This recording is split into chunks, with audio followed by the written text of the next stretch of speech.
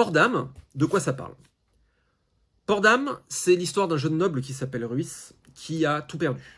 Sa maison a été ruinée quand il était adolescent et il a été condamné aux galères pour éponger les dettes de sa famille.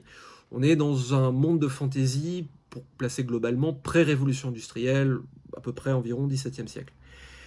Et on le prend au début du roman à 22 ans, encore pétri d'illusions, de tout ce qu'on lui a volé, et il n'a pas un sou en poche, il a juste autour du cou le seul héritage de son père, qui est la clé d'un coffre qui se situe à Aniagrad, et Aniagrad, c'est une ville de légende. C'est une ville indépendante, où tout est possible, où tout s'achète, tout se vend, il y a absolument une seule loi, c'est celle du commerce. L'éthique, ça passe en second, mais si vous avez l'argent, tout est possible.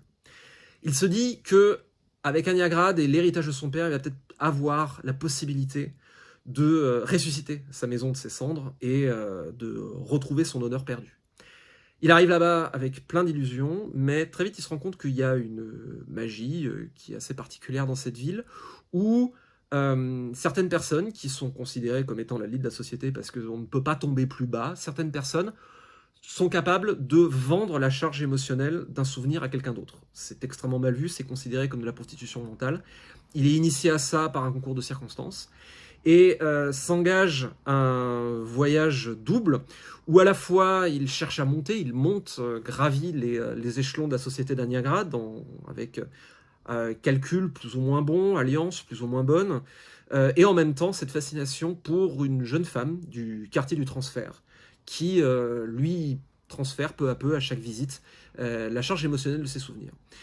Port-d'Âme, c'est principalement un roman initiatique, c'est également une histoire d'amour, c'est un roman qui est une réflexion sur la mémoire, sur l'identité, c'est un peu intimiste, c'est principalement un roman qui parle de la difficulté de rester quelqu'un de bien quand l'univers ne coopère pas.